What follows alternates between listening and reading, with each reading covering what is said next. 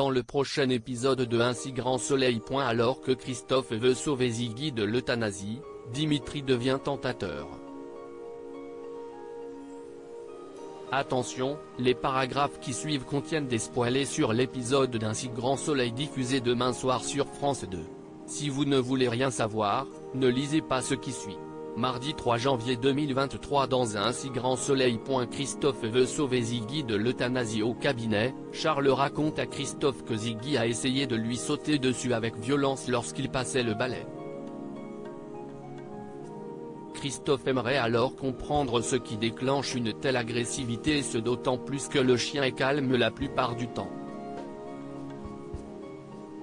De son côté, Charles se demande si ce n'est pas un chien battu mais Christophe n'a trouvé aucun signe de maltraitance.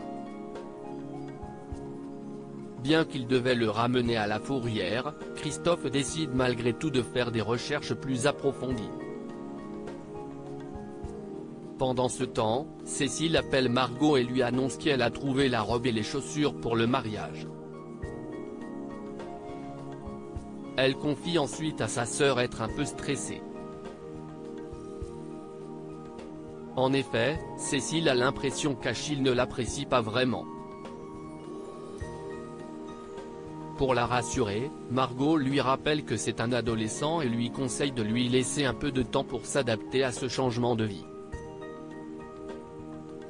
De son côté, Ludo demande la permission à Bilal d'inviter Margot à dîner à la coloc. Très heureux de le voir passer à autre chose, Bilal accepte.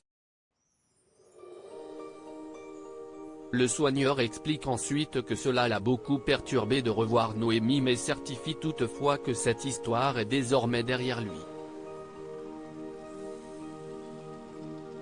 Quelques heures plus tard, Christophe appelle le capitaine Léonie et l'informe que Ziggy a été dressé au mordant pour le combat.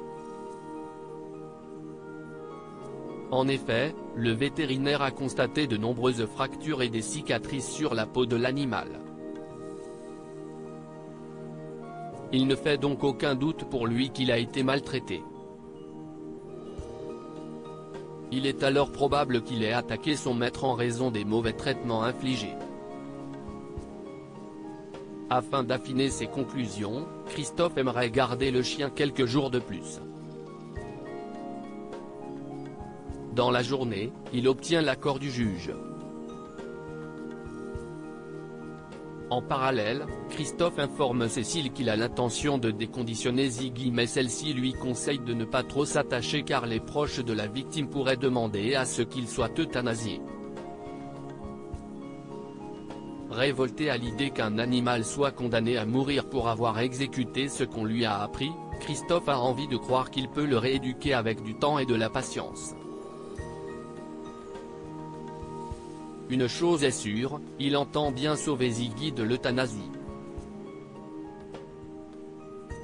Dimitri devient tentateur et Dimitri reçoivent Guillaume, leur tout premier client. Ce dernier ne sait pas s'il peut faire confiance à Sandra, la femme qu'il est sur le point d'épouser et avec laquelle il est en couple depuis 6 mois. Il faut dire que Sandra rencontre beaucoup de monde dans sa boutique et notamment des hommes. Il a donc besoin de savoir comment elle réagit avec la reine masculine. Comme ils n'ont pas les moyens de recruter un tentateur, Dimitri va devoir donner de sa personne. Dans le même temps, Claudine demande à Johanna si elle a eu le temps de discuter de sa proposition avec Florent. Après le lui avoir confirmé, Johanna indique qu'ils ont encore besoin de temps pour réfléchir. Toutefois, l'avocate explique qu'elle est plutôt pour tandis que Florent est un peu plus réticent. Non loin de là, Ève se rend à la boutique de guitare de Sandra et prétend être intéressée par un instrument. L'occasion pour la professeure de français de la questionner sur son genre d'homme. Sandra confie alors qu'elle a toujours été attirée par les artistes mais qu'elle va se marier avec quelqu'un de différent. Pour sa part, Dimitri appelle Sabine et lui apprend qu'il va jouer les tentateurs. Forcément, la professeure de maths le prend mal et lui raccroche au nez. Furieuse, elle appelle sa mère et lui reproche de jouer les maquerelles. Toutefois, Claudine lui rappelle qu'elle ne l'a pas forcé et que c'est lui qui a accepté. Elle conseille donc à sa fille de grandir au lieu de se réfugier dans les jupons de sa mère.